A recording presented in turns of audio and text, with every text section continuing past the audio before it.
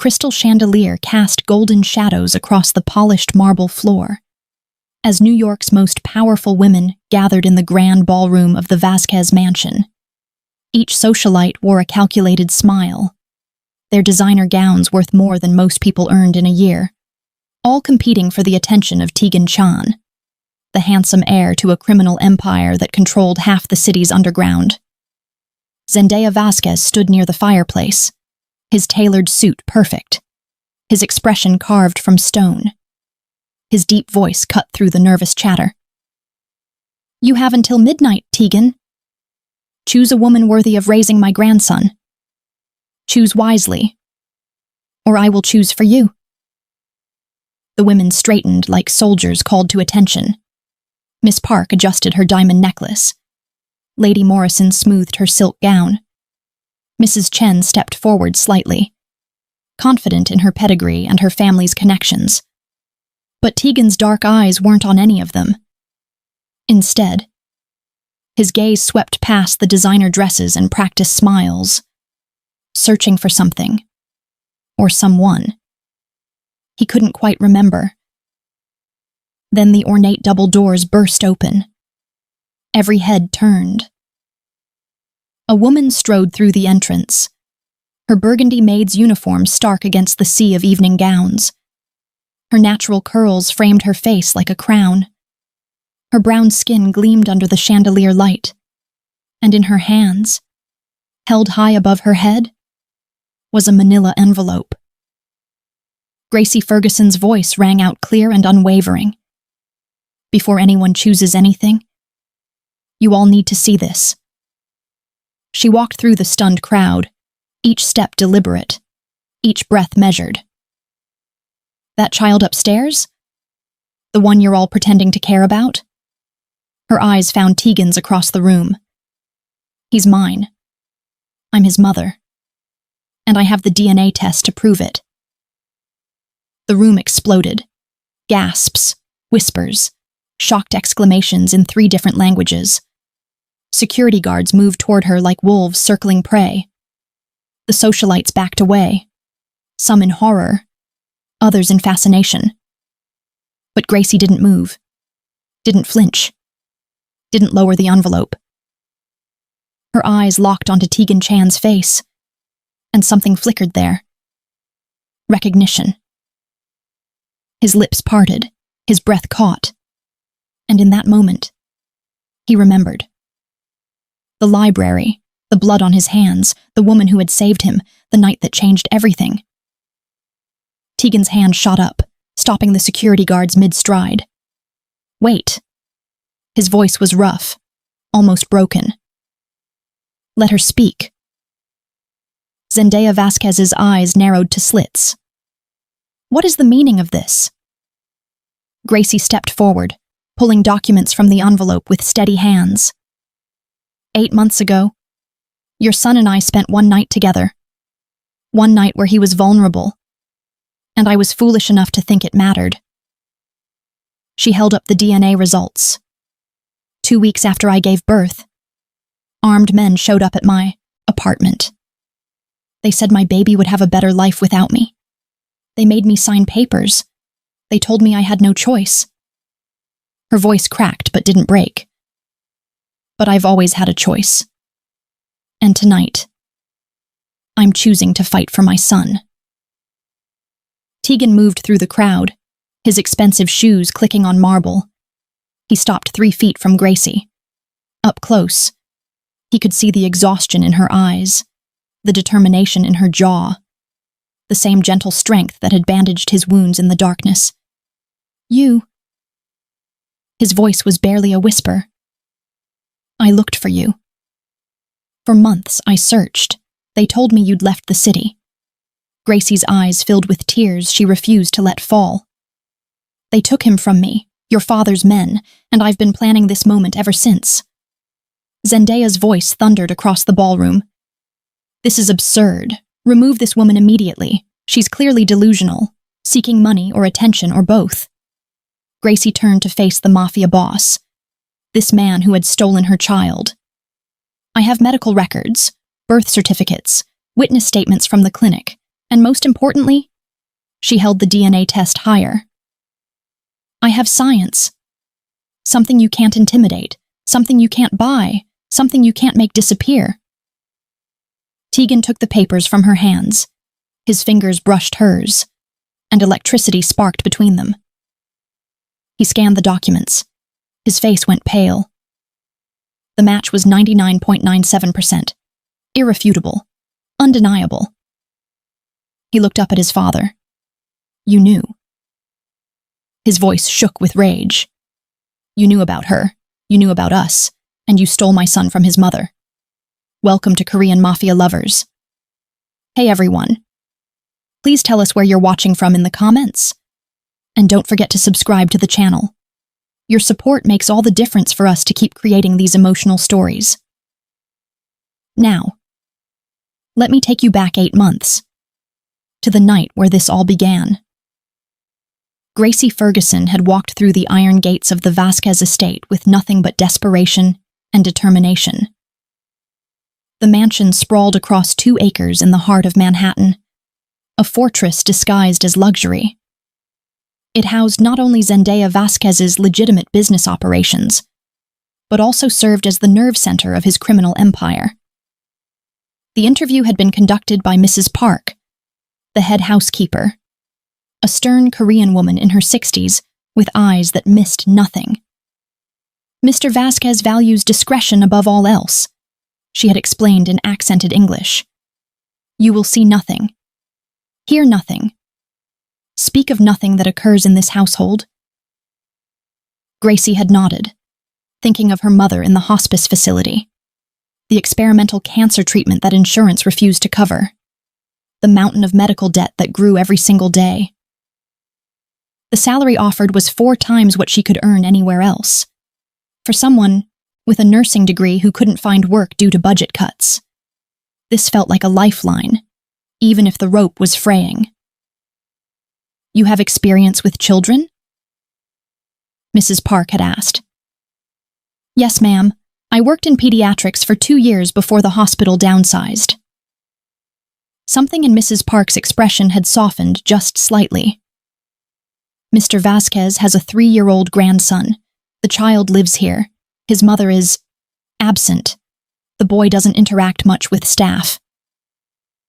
Now, as she moved quietly through the mansion's endless corridors, Gracie reflected on how different this world was from anything she had known. The Vasquez estate was a study in contradictions.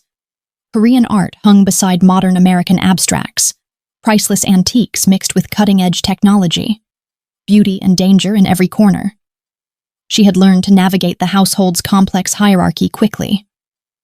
Mrs. Park managed the domestic staff with military precision. Mr. Yoon handled Zendaya's business affairs with cold efficiency. The security team led by Jin moved through the space like armed ghosts. And then there was Tegan Chan himself. Celeste had only seen him a handful of times in those first weeks, but each encounter left her unsettled. He was younger than she expected. Maybe early 30s. Tall and lean with sharp features that belonged in fashion magazines. Dark hair always perfectly styled. Expensive suits that fit like second skin. But there was something in his eyes. A darkness that wasn't cruelty exactly, but rather a bone-deep weariness, as if he'd seen too much. Done too much. Carried too much weight for too long. Miss Ferguson. Mrs. Park's voice cut through her thoughts one afternoon. Mr. Chan requires the library prepared for a private meeting this evening. Use the good crystal. And be invisible. As she worked in the library, carefully polishing glasses until they sparkled, she heard footsteps. Light footsteps. Small footsteps. A little boy appeared in the doorway.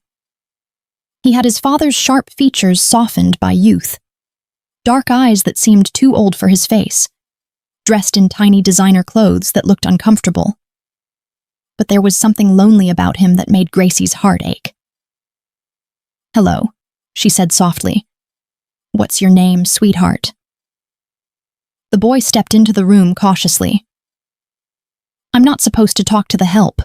Grandpa says it's beneath me. He said it matter-of-factly, without malice, just repeating what he'd been taught. Gracie felt anger flash through her, but kept her voice gentle. Well, sometimes rules are meant to be bent a little. Don't you think? The child moved closer, drawn by her warm smile. What are you doing? Making sure everything is perfect for your father's meeting. See how the crystal catches the light when it's clean? She held up a glass, and rainbow patterns danced across the walls. The boy's eyes widened. It's pretty. Like magic. Everything can be magical if you look at it the right way.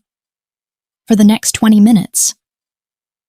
The little boy watched her work, asking questions, touching things gently, laughing at her silly voices.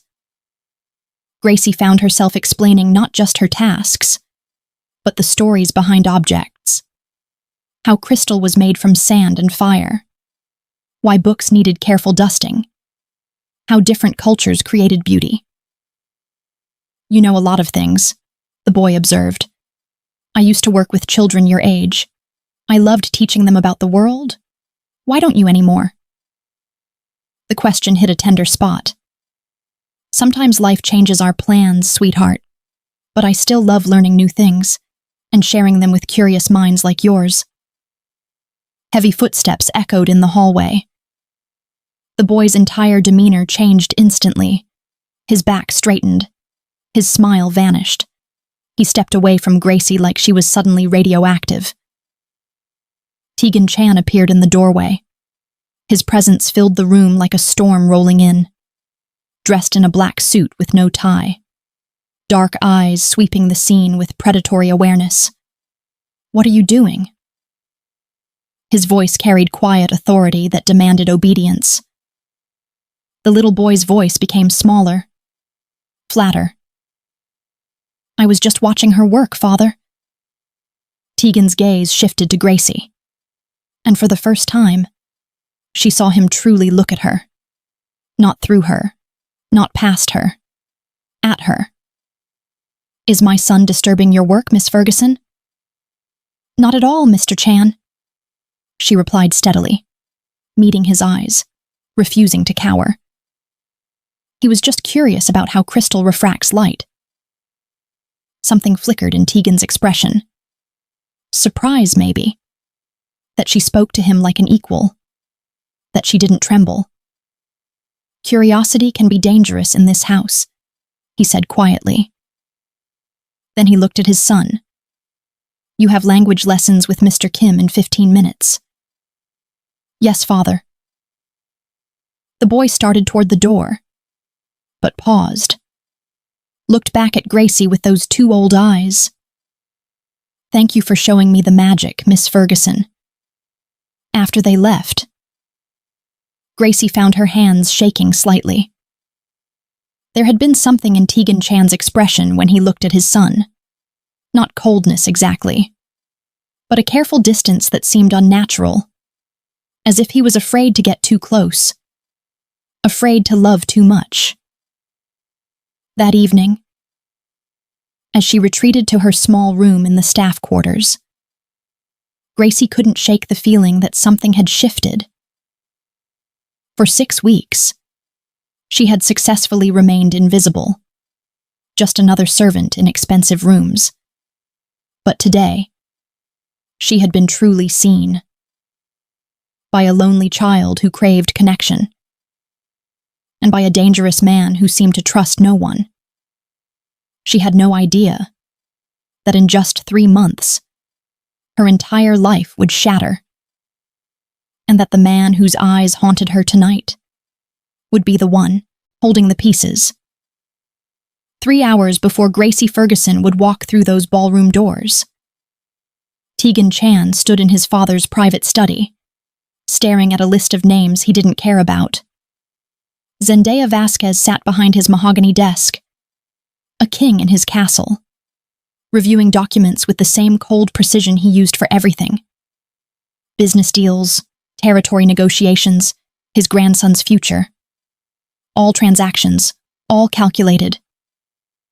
These women have been thoroughly vetted, Zendaya said without looking up. Each one brings valuable connections, political influence, financial leverage, social standing. He slid a folder across the desk. Miss Park comes from old money. Her family controls 3 major banks. Lady Morrison's father sits on the city council. Mrs. Chen's brother runs the largest shipping operation on the East Coast. Tegan didn't touch the folder. And what does my son get from this arrangement? A mother who sees him as a business opportunity? Zendaya's eyes lifted slowly, cold, sharp. He gets stability. Structure, a woman who understands the world we operate in. He leaned forward. Your son is 3 years old, Tegan. He needs guidance, discipline, not some fairy tale notion of maternal love. The words hit like acid. Tegan's jaw tightened, but he said nothing. Because what could he say? That he'd been searching for 8 months? That he still dreamed about her? You have until midnight, Zendaya continued. Choose one of these women, or I will choose for you. The door closed with a soft click. Tegan stood alone, surrounded by luxury that felt like a prison. He pulled out his phone, scrolled to a folder he'd looked at 1,000 times. Security footage from 8 months ago. Grainy, poorly lit. But there she was. The woman whose face he couldn't forget. Gracie Ferguson stood outside the iron gates of the Vasquez estate, clutching her resume like a lifeline. The mansion loomed before her. 3 stories of stone and glass. Security cameras on every corner. Guards at the entrance. This was either salvation or a beautiful mistake. Her phone buzzed. A text from the hospice facility. Another bill. Another treatment her mother needed. Another impossible number. She took a deep breath and pressed the intercom. The interview was conducted in a small office off the main entrance. Mrs. Park sat across from her. A stern Korean woman in her 60s with sharp eyes that saw everything. Your references are adequate, Mrs. Park said slowly. But I need to be clear about expectations. This is not a normal household. Gracie nodded. Mr. Vasquez is a very private man. He values discretion above all else. Mrs. Park leaned forward. You will see nothing. Hear nothing. Speak of nothing that occurs in this household. The words sent a chill down Gracie's spine. Do you understand? Yes, ma'am, Gracie said quietly. I understand. Mrs. Park studied her for a long moment. You have medical training? I was in nursing school before. Gracie's voice trailed off. Before my mother got sick. I had to drop out to work. Something flickered in Mrs. Park's expression. Almost sympathy. Almost. Mr. Vasquez has a 3-year-old grandson who lives here. The child's mother is absent. He doesn't interact much with staff, but someone with your background might be useful. She slid a contract across the desk. The salary made Gracie's breath catch, 4 times what she'd been making, enough to cover her mother's treatments, enough to keep hope alive. There are rules, Mrs. Park continued. Never enter the East Wing without permission. Never speak to family members unless spoken to first. Never question what you see or hear. She tapped the contract. Break any of these rules, and you will be terminated immediately. No references. No second chances. Gracie picked up the pen with trembling fingers. She thought of her mother's smile, the way she used to sing while cooking, before the cancer stole her voice, her strength, her future. This job could buy time, could buy hope, even if it meant working in shadows, even if it meant silence. She signed her name. Welcome to the Vasquez household, Miss Ferguson, Mrs. Park said. But there was something in her tone, not quite welcome, more like warning. You start tomorrow, 6 a.m. sharp. Don't be late. That night, Gracie lay in her tiny apartment, staring at the ceiling. She had no idea what she was walking into. No idea that in 8 months, she would meet a man who would change everything. No idea that she would create a life, lose that life, and fight like hell to get it back. All she knew was that tomorrow, she would walk through those gates, and nothing would ever be the same. It was 2:30 in the morning when Gracie heard the sound. A muffled curse, something heavy hitting the floor. She'd been walking back from the kitchen, unable to sleep, her mind spinning with worry about her mother's latest test results. The library door was cracked open, a sliver of light spilling into the dark hallway. She knew the rules. Never enter rooms without permission. Never investigate strange sounds. Mind your business and stay invisible. But something made her push the door open anyway. Tegan Chan sat slumped against a leather chair, his expensive white shirt soaked with blood. His face was pale, his breathing shallow. A deep gash ran along his left side. Gracie's nursing instincts kicked in before fear could stop her. Oh my God. She rushed forward, dropping to her knees beside him. Tegan's eyes snapped open, his hand shot out, gripping her wrist with surprising strength. Don't. His voice was rough with pain. Don't scream. Don't call anyone. I'm not going to scream, Gracie said firmly. But you need medical attention. That wound needs stitches. No hospitals, no doctors. No one can know. His grip loosened slightly. Please? Gracie looked into his eyes, saw desperation there, and something else. Fear. Okay. She took a deep breath. But you need to let me help you. I have medical training. She disappeared and returned minutes later with supplies from the first aid station. Alcohol, gauze, butterfly bandages, everything she could carry. This is going to hurt, she warned. Tegan nodded, clenched his jaw. As she cleaned the wound, he hissed through his teeth but didn't pull away. What happened? Gracie asked quietly. Territorial dispute in Chinatown. The other side brought knives. He laughed bitterly. My father sent me to negotiate peace. I came back with this instead. You should be in a hospital. If I show up at a hospital, my father will see it as weakness, and weakness gets you killed in this world. Gracie worked in silence for a moment, her hands steady despite the situation. I'm sorry, she said softly. For what? That you live in a world where asking for help is seen as weakness. Tegan looked at her, really looked at her. You're the new housekeeper. I've seen you around. Gracie Ferguson. Why are you helping me, Gracie Ferguson? You could lose your job for this. She met his eyes. Because you're bleeding, and I'm not the kind of person who walks away from someone who needs help, even if the rules say I should. Something shifted in Tegan's expression. That makes you either very brave or very foolish. Maybe both, Gracie said with a small smile. She finished bandaging the wound, sat back on her heels. You'll need to change the dressing tomorrow, and if it gets infected, rules or no rules, you need real medical care. Tegan nodded slowly. Thank you. The words sounded foreign in his mouth, as if he wasn't used to saying them. They sat in silence for a long moment. The library filled with books and shadows. Two strangers in a dangerous house. Why do you stay here? Tegan asked suddenly. Mrs. Park said you had other options, better options. Gracie looked away. My mother has stage 4 cancer. The treatments aren't covered by insurance. This job pays enough to keep her alive. Her voice cracked slightly. So I stay. I follow the rules. I stay invisible.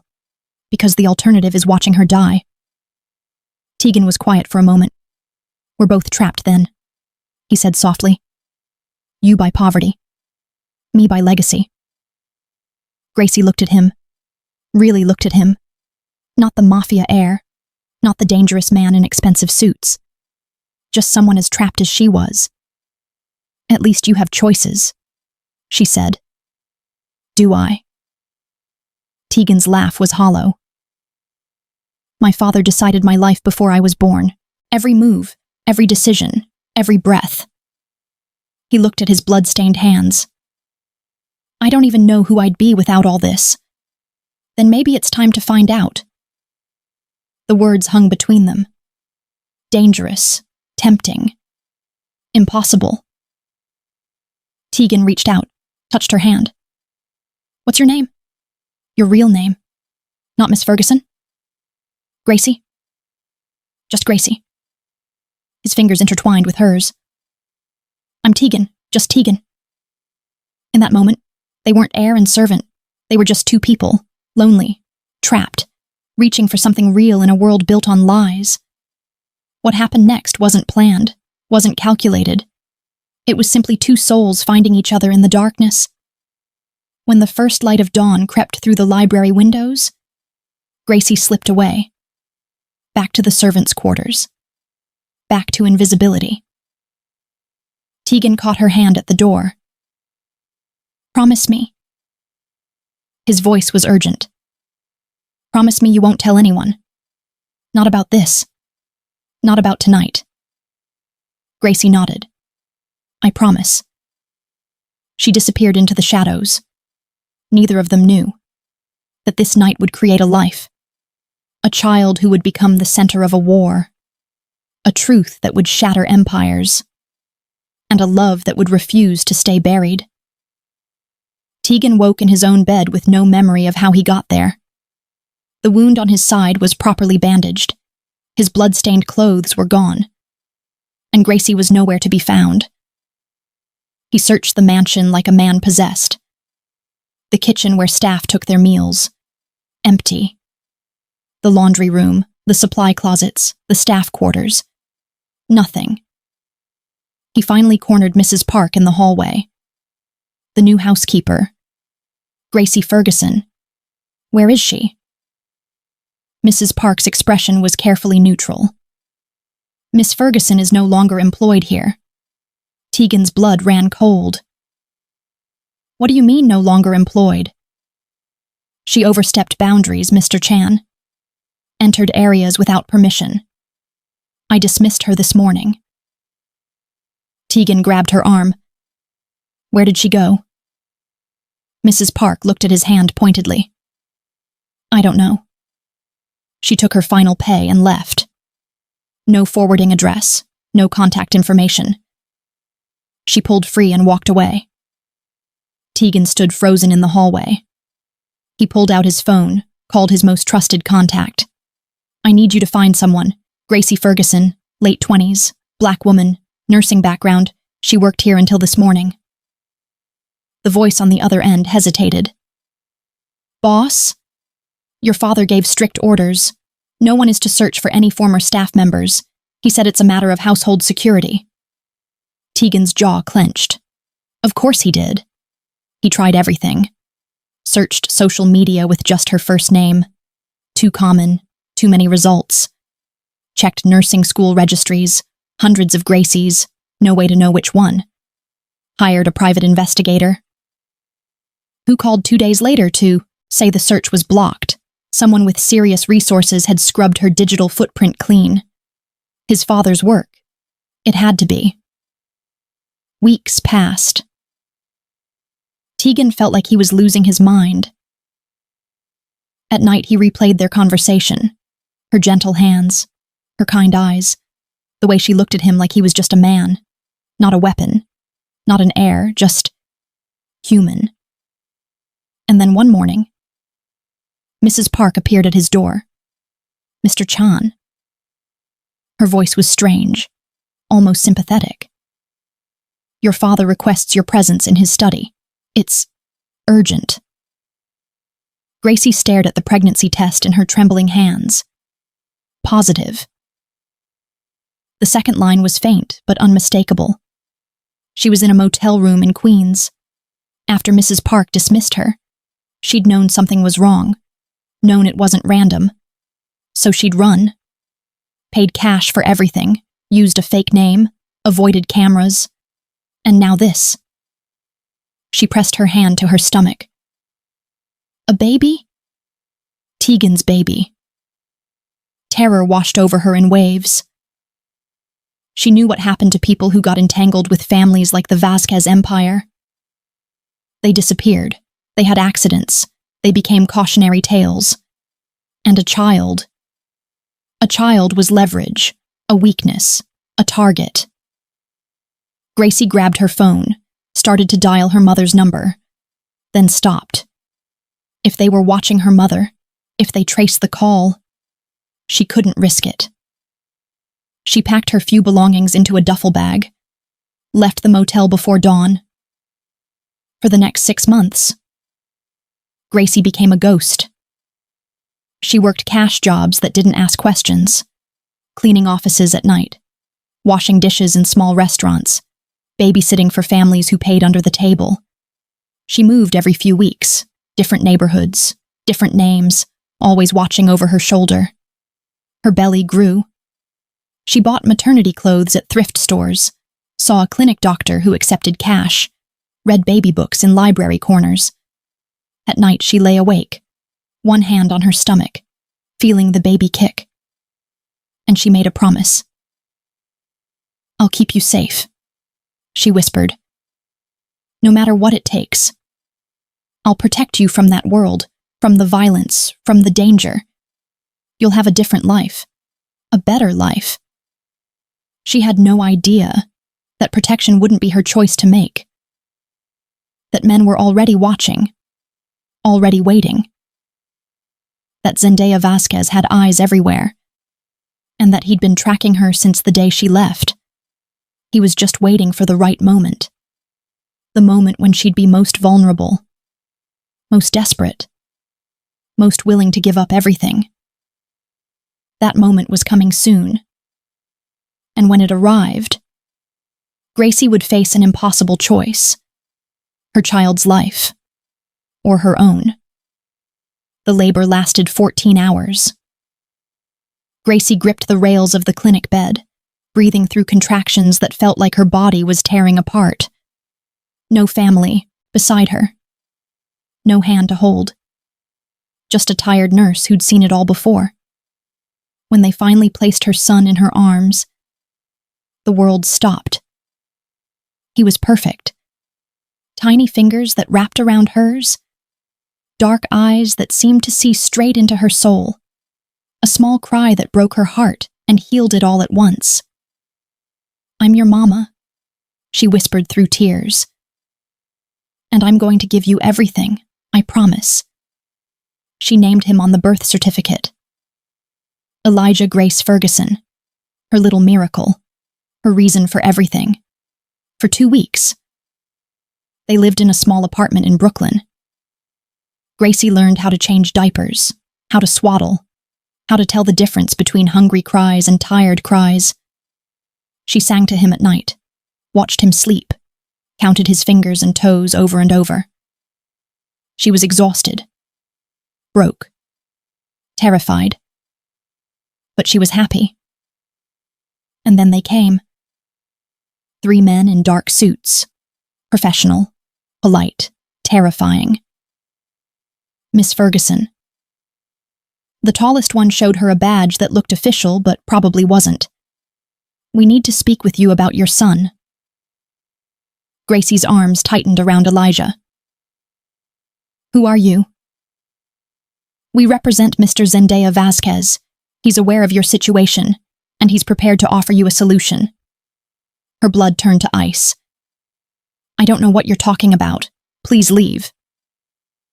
The man stepped inside anyway. His colleagues followed, closing the door behind them.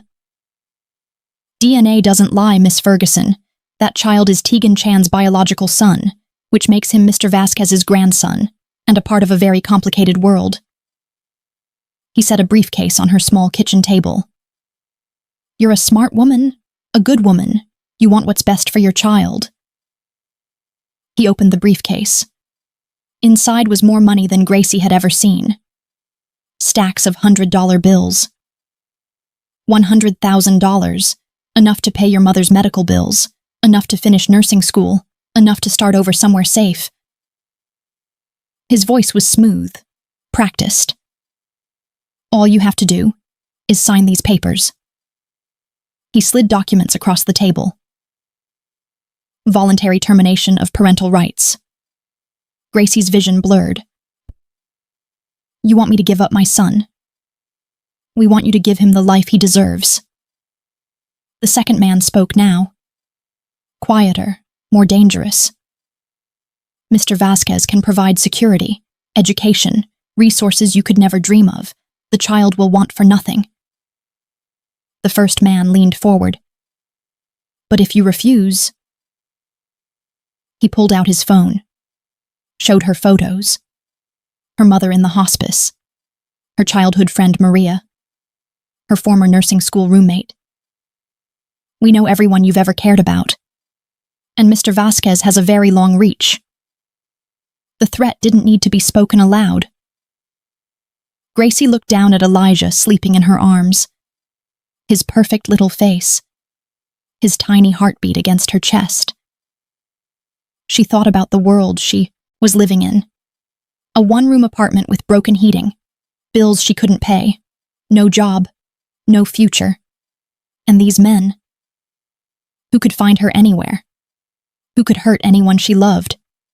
Who would never stop. Her hands shook as she reached for the pen. If I sign... Her voice broke. You promise he'll be safe? You promise he'll be loved? The man's expression didn't change. He'll have everything. Gracie pressed her lips to Elijah's forehead. Memorized his smell. His warmth. The weight of him in her arms. Mama loves you, she whispered. More than anything in this world. I'm doing this because I love you. Do you understand? I'm doing this for you. She signed the papers. Each signature felt like a knife to her heart. The men took Elijah from her arms. She wanted to fight, to scream, to run. But she couldn't move, couldn't breathe, could only watch as they wrapped her son in a blanket. The first man placed the briefcase on the table. You made the right choice. Then they were gone. The door closed, and Gracie collapsed. The weeks that followed were a blur. Gracie didn't touch the money, couldn't look at it. She stopped eating, stopped sleeping, stopped existing in any meaningful way. Her body still produced milk for a baby who wasn't there. Her arms still ached to hold him. Her ears still strained for cries that never came. She'd given birth to a miracle. And then she'd signed him away. The depression swallowed her whole. Dark. Suffocating. Endless. Some days she thought about not waking up. About just disappearing. But somewhere deep inside, a small voice whispered, "This isn't over. Fight. Survive. Find a way back to him. It would take 6 more months. 6 months of crawling out of darkness. 6 months of planning. 6 months of becoming strong enough to fight." But that voice was right. This wasn't over. Not by a long shot. Gracie Ferguson sat in her small office at the community center, reading case files for her newest clients. She'd clawed her way back to life, one day at a time, one breath at a time. Therapy, support groups, medication when the darkness got too heavy, and eventually, purpose. She'd used part of that blood money to finish her counseling certification. Now she helped others who'd survived trauma, who'd lost everything, who needed someone to tell them they could survive. Because she had. Every day she thought about Elijah, wondered if he was happy, if he was healthy, if he ever sensed that somewhere. His mother was thinking of him. She'd tried the legal route, but the documents she'd signed were ironclad, and lawyers who heard the name Vasquez suddenly became unavailable, so she'd learned to wait, to watch, to prepare. It was a Tuesday afternoon when everything changed. Gracie was eating lunch in the break room, scrolling through news on her phone, and there it was. A Society column article, Manhattan's most eligible bachelor to host selection event. The photo showed the Vasquez mansion, and in smaller text, sources say Tegan Chan will choose a suitable mother for his 3-year-old son at an exclusive gathering this weekend. The event promises to be the social event of the season. Gracie's hands started shaking. 3 years old. Elijah would be 3 years old now. This was it. Her only chance. If Tegan chose someone, if another woman became Elijah's legal mother, she would lose him forever.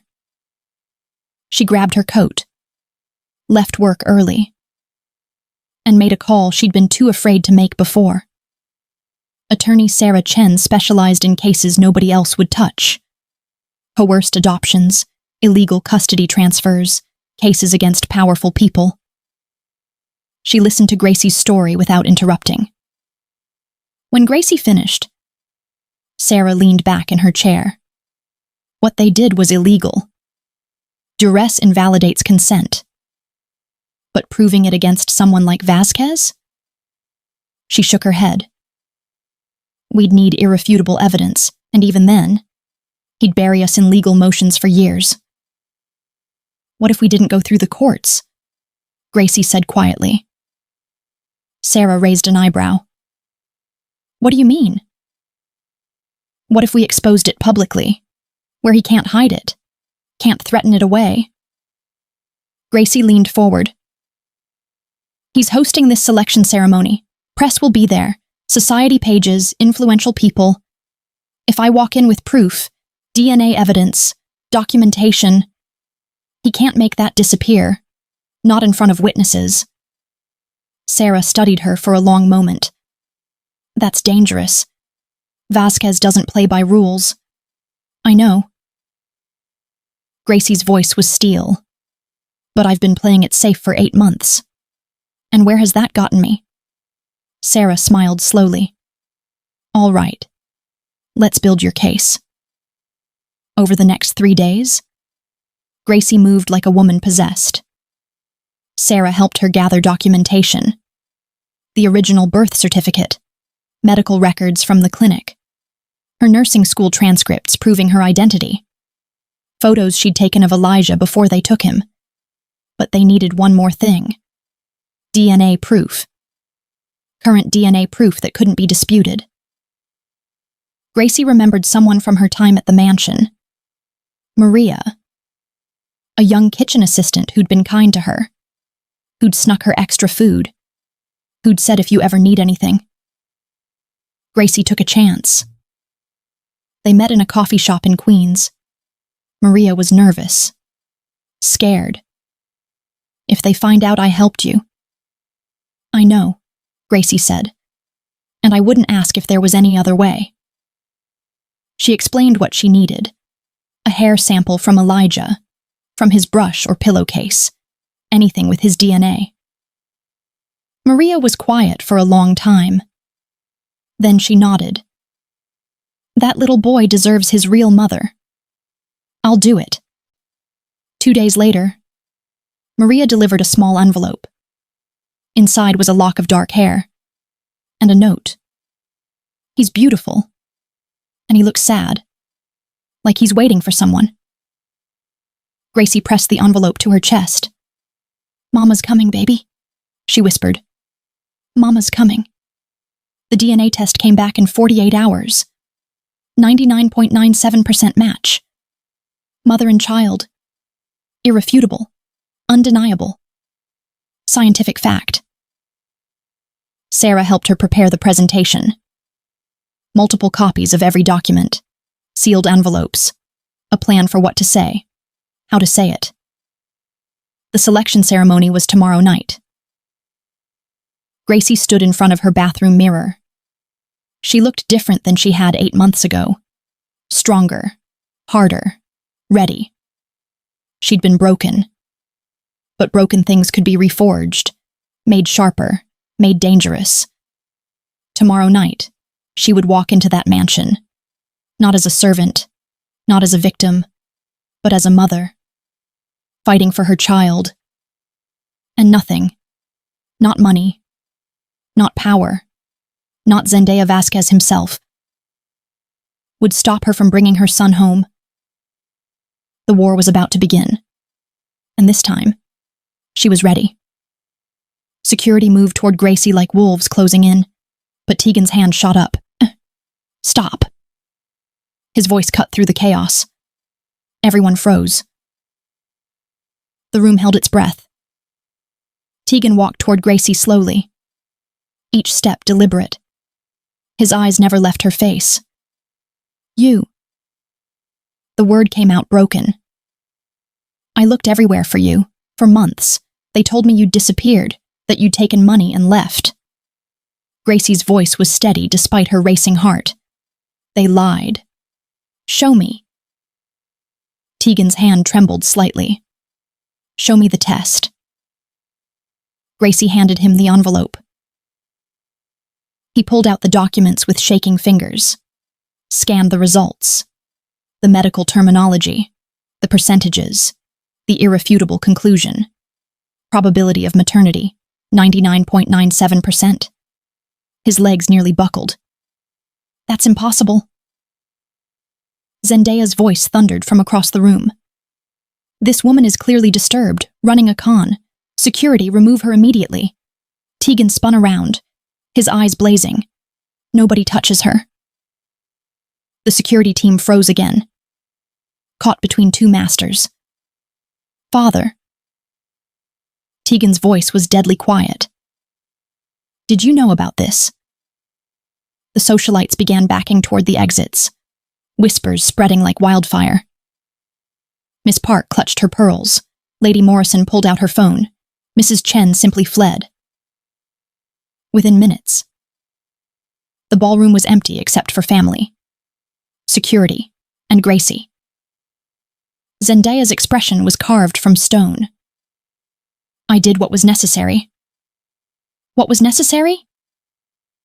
Tegan's voice rose. You took my son's mother from him. You took her child. You destroyed her life. I protected this family, Zendaya said coldly. She was nobody, a servant with no connections, no value, a liability that could have destroyed everything we built. She's not a liability. Tegan stepped closer to his father. She's a person, and she's my son's mother. Zendaya's eyes narrowed. She signed away her rights, legally, willingly. Whatever sob story she's selling you now is manipulation. Gracie's voice cut through. Willingly? She laughed bitterly. Your men threatened everyone I loved. They showed me pictures of my dying mother. My friends, they said sign or watch them all suffer. She held up another document. I recorded the whole thing. Zendaya's composure cracked for the first time. You're lying. Am I? Gracie pulled out her phone. I had it in my pocket. Recording, the whole time your thugs were threatening me. She pressed play. A man's voice filled the room. We know everyone you've ever cared about, and Mr. Vasquez has a very long reach. Tegan's face went white. You knew. His voice shook with rage. You knew about her. You knew where she was. And you stole my son from his mother. I saved you from a mistake, Zendaya said. From weakness. From exactly this kind of emotional entanglement that makes men vulnerable. Tegan moved fast. His fist connected with his father's jaw. Zendaya stumbled back. Blood trickled from his lip. Security moved forward, but Zendaya waved them off. He straightened slowly. You dare strike me? Tegan hit him again, harder. This time Zendaya went down. You're not my father. Tegan stood over him, breathing hard. You're a monster. And I'm done. Done with your empire. Done with your control. Done pretending this life is anything but poison. Zendaya wiped blood from his mouth. If you walk away from this family, from your responsibilities, you'll have nothing. No money. No protection. No future. Tegan looked at Gracie. Then at the DNA results in his hand. I'll have my son. And his mother. He turned back to his father. That's more than you ever gave me. Zendaya stood slowly, his eyes cold as winter. You're making a mistake. Both of you. The people I've protected you from. The enemies I've kept at bay. He straightened his suit. They'll come for you now, and I won't stop them. Then we'll deal with them, Tegan said quietly. But we'll do it as a family. A real one. He held out his hand to Gracie. She took it, their fingers intertwined. Where's my son? Gracie's voice was firm. I want to see him, now. Zendaya's smile was cold. He's upstairs, asleep, dreaming peacefully in the only home he's ever known. He moved toward the door. You want to take him from everything he knows? Drag him into uncertainty and danger? He paused. What kind of mother does that make you? The kind who never stopped fighting for you? Him, Gracie said. The kind who will burn down your empire if that's what it takes. Zendaya looked at them both. His son and this woman, standing together, defiant, united. Then burn it, he said softly. But fire consumes everything, including the innocent. He walked out, leaving them standing in the empty ballroom, surrounded by abandoned champagne glasses, scattered roses, and the ruins of everything they'd known. Tegan pulled Gracie close. I'm sorry. His voice broke. I'm so sorry I didn't find you. I'm sorry I couldn't protect you. Gracie touched his face. You're here now. That's what matters. She pulled back. Now take me to our son. The news spread through New York's underworld like wildfire. Tegan Chan had defied his father, chosen a nobody over the empire, split the Vasquez family in two. In dimly lit warehouses and backroom poker games, people whispered. Weakness, vulnerability, opportunity. And in a private room above a restaurant in Chinatown, Hiroshi Tanaka listened and smiled. He'd been waiting 20 years for Zendaya Vasquez to show weakness. 20 years of territorial disputes, failed negotiations, blood spilled on both sides. And now, finally, a crack in the armor. Show me everything, he told his lieutenant. The man spread photos across the table. Gracie Ferguson leaving the mansion, Gracie at a coffee shop, Gracie at the park with a small boy. Tegan Chan's arm around her shoulders. The child is the grandson, the lieutenant explained. Zendaya's only heir, and this woman, she has no protection, no training, no security detail. Hiroshi picked up a photo of Gracie and Elijah. She's not just weakness, he said softly. She's leverage. Gracie sat across from Zendaya in his study. 3 days had passed since the ballroom confrontation. 3 days of lawyers, custody discussions, careful negotiations. Tegan sat beside her, his hand never far from hers.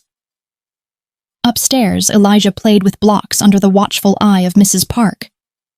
Gracie had held him for the first time in 8 months. He'd been shy at first, uncertain. But when she sang the lullaby she used to sing when he was a baby, Something flickered in his eyes. Recognition. Memory. Mama? He'd whispered it like a question, like a prayer. And Gracie had broken down completely. Now she faced the man who'd stolen those 8 months from her. You can take him, Zendaya said coldly. But understand this. The moment you leave this house, you're on your own. No protection, no resources, no connection to this family. We don't need your protection, Gracie said firmly. Zendaya's smile was cruel. You will. Tegan stood. We're done here. Gracie, let's go home. They went upstairs to pack Elijah's things. The little boy was excited, chattering about his toys, his favorite blanket. Are we going on an adventure? He asked Gracie. Yes, baby, she said softly. The biggest adventure. The car was waiting in the circular driveway. A simple sedan. Nothing flashy. Nothing that screamed wealth or power. Tegan loaded suitcases into the trunk. Gracie buckled Elijah into his car seat. Are you my real mama? He asked suddenly. Gracie's throat tightened. Yes, sweetheart. I'm your real mama, and I love you more than anything in this world. I love you too. Elijah said simply, as if it was the most natural thing in the world. Tegan started the engine. Ready? Ready, Gracie said. They pulled through the gates, onto the street. Freedom was 50 feet away. Then the van appeared, black, unmarked. It slammed into their passenger side. The car spun. Glass shattered. Metal screamed. Elijah's cry pierced through the chaos. Gracie's head hit the window. Everything went blurry. When her vision cleared, men in masks were dragging Tegan from the driver's seat.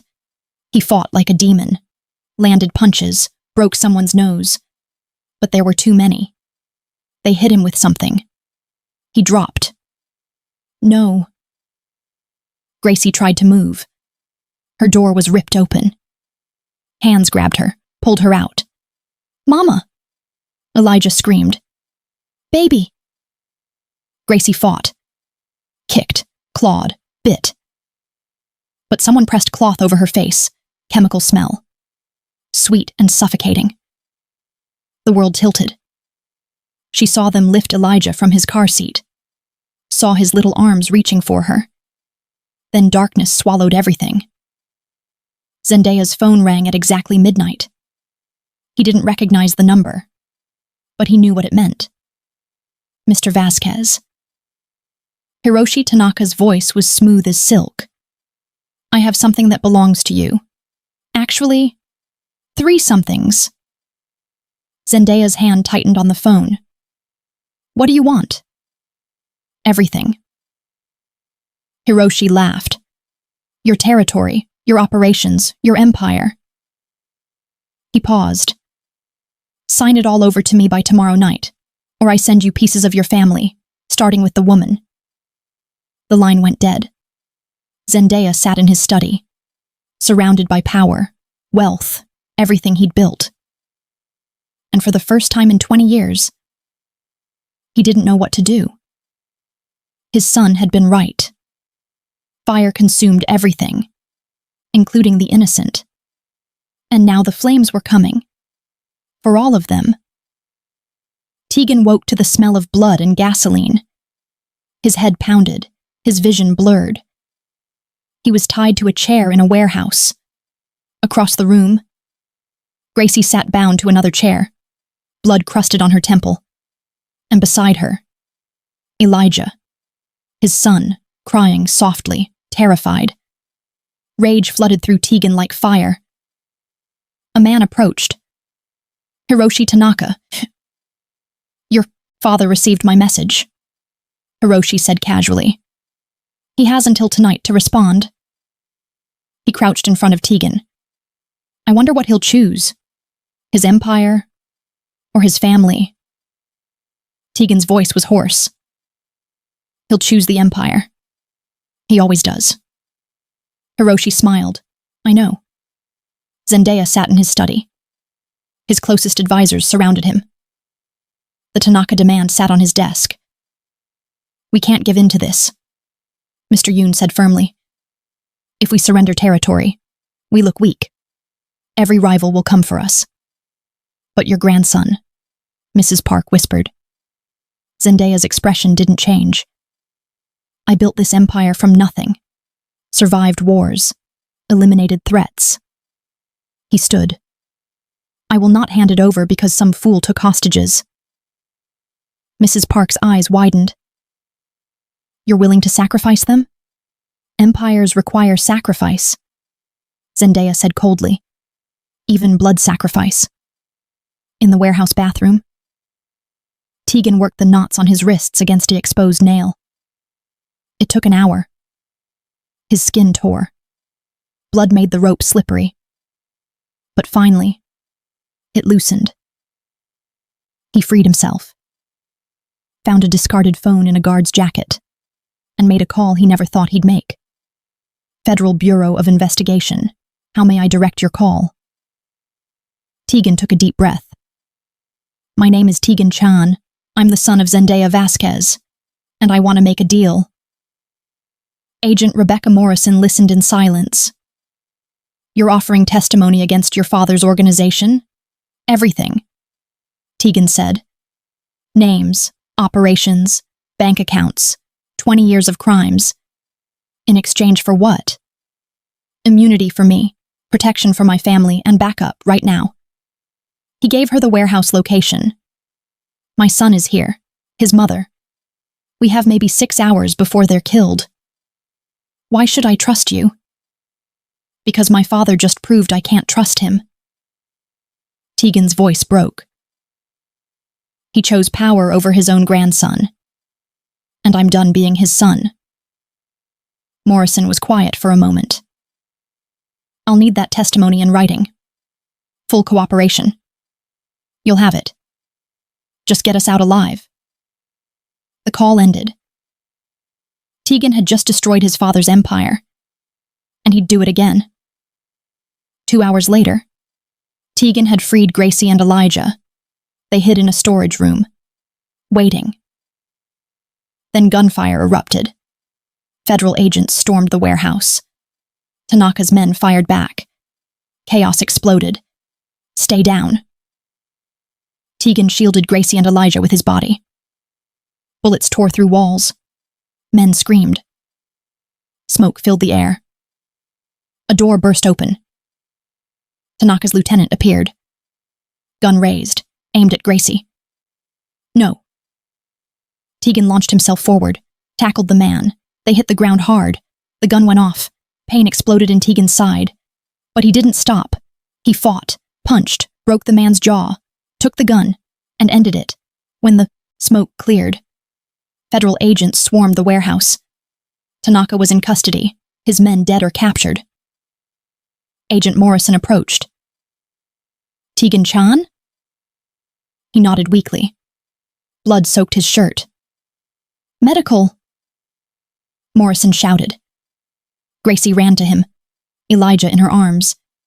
Tegan! She dropped to her knees beside him. Hey! He smiled through the pain. You're okay. He's okay. That's all that matters. You're bleeding? Gracie pressed her hands to his wound. Stay with me, please, stay with me. Paramedics arrived, loaded him onto a stretcher. Gracie held his hand. Elijah cried against her chest as they loaded Tegan into the ambulance. Agent Morrison approached Gracie.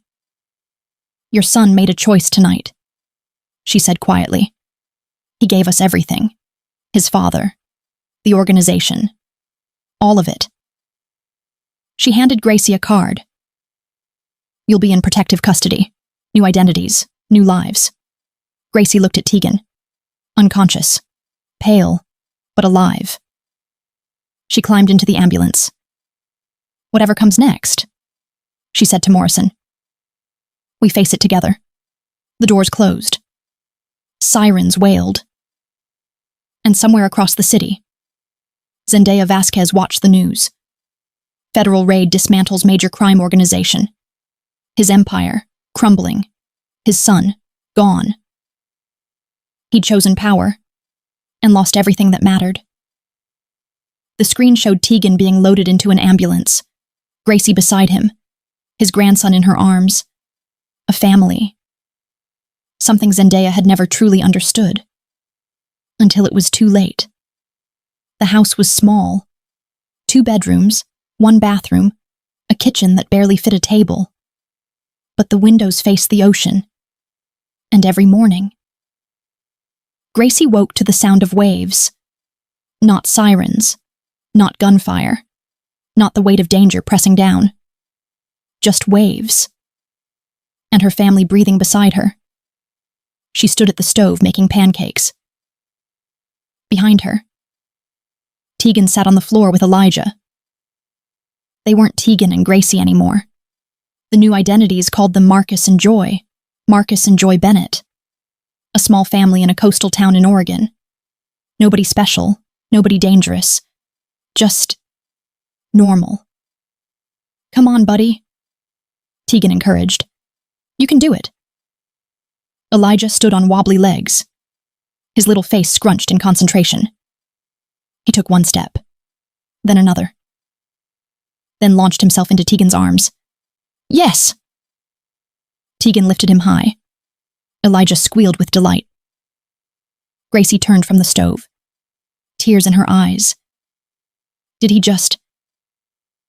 His first real steps. Tegan's voice was thick with emotion.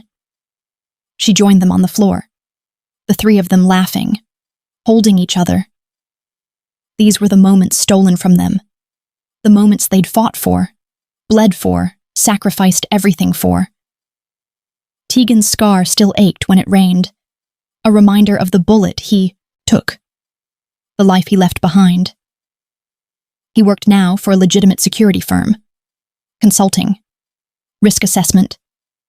Nothing illegal, nothing dangerous, just honest work. It paid a fraction of what he'd had before, but he slept at night.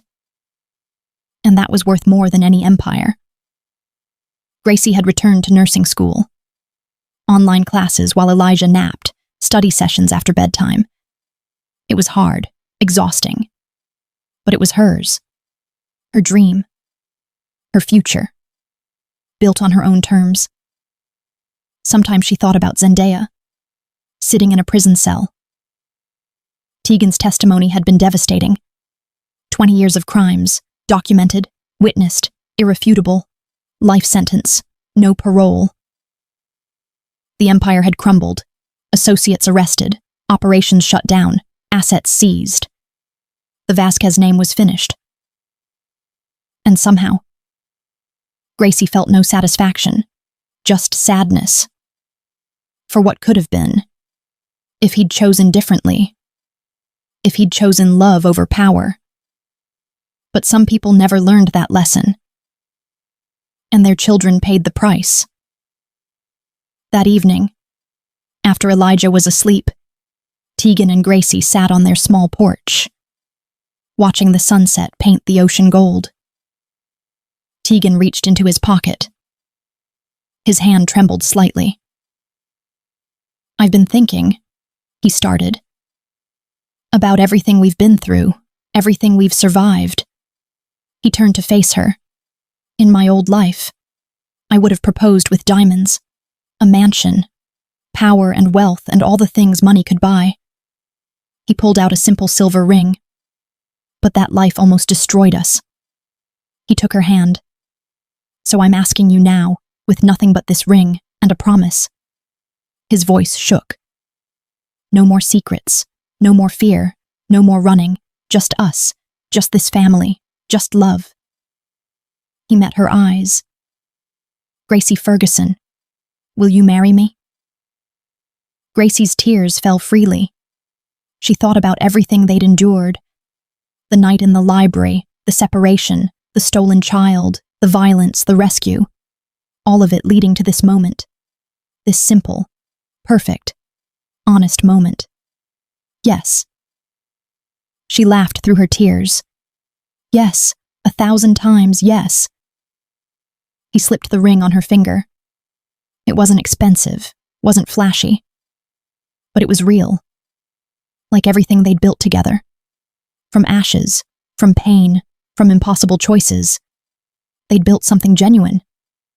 Inside. Elijah stirred in his sleep. Gracie went to check on him. Tegan followed. They stood in the doorway of their son's room, watching him breathe. Safe. Loved. Free. Tegan wrapped his arms around Gracie. We did it, he whispered. We actually did it. Gracie leaned back against him. We burned down a kingdom, she said softly, and built a home instead. They stood there. A family forged in fire. No empire, no power, no wealth. Just love. The most dangerous weapon of all. Because love made you fight. Made you sacrifice. Made you choose impossible things. And in the end, love was the only thing worth having. Outside, the ocean whispered against the shore. Inside, their small family dreamed of tomorrow. And somewhere far away, in a prison cell, Zendaya Vasquez stared at walls and finally understood what he'd lost, what he'd never truly had. But for Tegan and Gracie and Elijah, the story was just beginning. A life built on truth, on courage, on the kind of love that refuses to stay buried, the kind of love that changes everything and saves everyone, even from themselves. Thank you for watching this story to the end. If you enjoyed this story, you will surely love the next one. It's as crazier and more intriguing as can ever imagine. So do check it out. Click on the image showing on your screen right now to watch the next one.